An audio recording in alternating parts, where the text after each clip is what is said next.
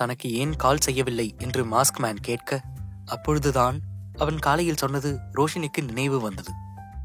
ஐயோ, நாம் அதை மறந்துட்டோமே. மனதில் நினைத்தவள் அவனிடம் என்ன பதில் சொல்வது என்று தெரியாமல் தவித்துக் கொண்டிருந்தாள். உன்கிட்ட தான் கேட்குறேன், ஏன் எனக்கு கால் பண்ணல? அது என்னை மன்னிச்சிடுங்க, கொஞ்சம் டயர்டா இருந்துச்சா, அப்படியே தூங்கிட்டேன், அதனால தான் மறந்துட்டேன். அவளின் உதடுகள் பயத்தில் தந்தி அடிக்க ஆரம்பித்தது. அவள் பதில் கூறியும் அடுத்த சில நிமிடங்கள் மாஸ்க்மேன் எந்த பதிலும் அளிக்காமல் இருந்தான். சாரி, கோமா இருக்கீங்களா? பரவாயில்ல, உனக்கு அந்த வேலை அவ்வளோ சோர்வு தரும்னா அந்த வேலை உனக்கு வேணாம். இல்ல அப்படி இல்ல, இன்னைக்கு முதல் நாள் இல்லையா, அதனால எல்லாத்தையும் கொஞ்சம் தெரிஞ்சுக்க நேரம் எடுத்துச்சு, அவ்வளோதான். நாளில இருந்து இப்படி இருக்காது. எங்கு அவன் தன்னை வேலைக்கு செல்ல வேண்டாம் என்று சொல்லிவிடுவானோ என்கிற பயத்திலேயே கூறினாள். சரி, இந்த ஒரு தடவை நான் உன்னை மன்னிக்கிறேன், ஆனா இனி எப்பவும் நான் சொல்றத மறக்காத. அவன் மிகவும் சாஃப்டாகத்தான் கூறினான். ஆனால் அதில் அழுத்தம் இருந்தது. ரோஷினியும் சரி என்று தலையசைத்தாள். எதுக்கு இப்ப என்னோட கண்ணை கட்டியிருக்கீங்க? அது நான் இப்போ மாஸ்க் போடல, அதான். நான் உங்களை பார்க்க கூடாதா? இப்போதைக்கு பார்க்காம இருக்கிறது தான் உனக்கு நல்லது. நான் கேக்குறேன், தப்பா எடுத்துக்காதீங்க. நீங்க என்கிட்ட மட்டும் தான் மாஸ்க் போட்டு உங்களுடைய ஃபேஸை மறைச்சிருக்கீங்களா, இல்ல எல்லாத்துக்கிட்டையும் அப்படிதானா? அதற்கு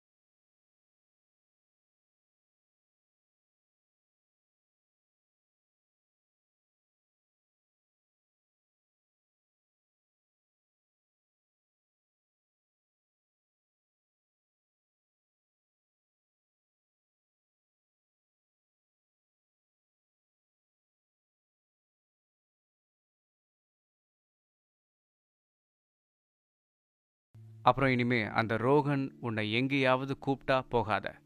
ஏன்னா அவன் உன்னை அன்னைக்கு அந்த பப்புக்கு கூட்டிட்டு போனதே உன்னை பெரிய பெரிய ஆள்கிட்ட விற்கத்தான். அதிர்ஷ்டவசமா நீ அங்கிருந்து தப்பிச்சு வந்துட்ட. மாஸ்க்மேன் சொல்வதை கேட்டு ரோஷினி அதிர்ந்து போனாள். அவன் கழுத்தில் இருந்து லிப்ஸ்டிக் கரையை பார்த்த ரோஷினி அவன் தன்னை ஏமாற்றுகிறான் என்பதை புரிந்து கொண்டாள். அன்று அவன் தன்னை அடைய நினைத்தான் என்று மட்டுமே நினைத்திருக்க, இந்த விஷயத்தை கேட்டு அவளின் உடல் நடுங்கியது. அவனை நம்பியா தான் இவ்வளவு தூரம் வந்தோம் என்று பயந்தாள். கவலைப்படாத, அவனால இனி உன்னை நெருங்க முடியாது, நான் கூட இருக்கேன். அவன் சொல்லும் இந்த வார்த்தைகள் ரோஷினிக்கு ஆழ் மனது வரை சென்றது. அவன் தன்னை எப்படியெல்லாம் ஏமாற்ற நினைத்திருக்கிறான் என்று நினைக்க நினைக்க ரோஷினியின் கண்களிலிருந்து கண்ணீர் வழிய அவள் கண்ணில் கட்டியிருந்த ஆடை கண்ணீரால் நனைவதை பார்த்தான். அவளின் கண்களில் முத்தம் வைத்தான். இப்ப எதுக்கு அழற? அது உன்னுடைய பாஸ்ட். அவன் சொல்லி முடிக்கவில்லை. அதற்குள் அவனை அணைத்துக் கொண்டாள் ரோஷினி. அவனின் மார்பில் முகம் புதைத்தபடி தேம்பி தேம்பி அழுக ஆரம்பித்தாள். நான் அவனை உண்மையாதான் காதலிச்சேன். ஆனா எதுக்காக இப்படி ஏமாத்தணும்? இங்க பார், நீ அவனை உண்மையா காதலிக்கவே இல்லை. நீ அவனை மனசார நம்பின, அவ்வளவுதான். நீ அவனை காதலிச்சு இருந்தா இவ்வளோ சீக்கிரத்தில் என்னை உன்னால் ஏற்றுக்க முடியாது. அதே நேரத்தில் அவனுடைய தொடுதலும் அன்னைக்கு உனக்கு அருவருப்பாக இருந்திருக்காது. இவன் இப்படி சொன்னதும் ரோஷினி சற்று யோசித்து பார்த்தாள். அவனுடைய தொடுதல் ஏன் தனக்கு அன்று அருவருப்பாக இருந்தது என்று புரியவில்லை. அதே நேரம் இது எல்லாம் எப்படி இவனுக்கு தெரியும் என்கிற சந்தேகமும் எழுந்தது. அவளின் குட்டி முக பாவனைகளை பார்த்தவனுக்கு அவள் என்ன நினைக்கிறாள் என்று சொல்லாமல் தெரிந்தது. நான் ஒருத்தரை பற்றி தெரிஞ்சுக்க நினச்சா அதுக்கு வேற ஆணி வேறையா தெரிஞ்சுக்குவேன். ம் ஆமாம், இன்னைக்கு என்ன புதுசா டிஷர்ட் எல்லாம் போட்டிருக்க? அவளின் கவனத்தை அவன் திசை திருப்ப நினைத்து அப்படி ஒரு கேள்வியை கேட்க அவளும் யதார்த்தமாக அவனிடம் பதில் சொல்ல ஆரம்பித்தாள். நான் எப்பவுமே நைட் தூங்கும் போது எனக்கு கம்ஃபர்டபுளா இருக்கிற ட்ரெஸ் தான் போடுவேன். ஏன் நல்லா இல்லையா? அவள் பேசும் வரை அவளின் இதழ்களை கண்ணிமைக்காமல் பார்த்தவன் அவள் கேட்ட இந்த கேள்வியில் கண்கள் அவளின் உடலை ஆராய ஆரம்பித்தது.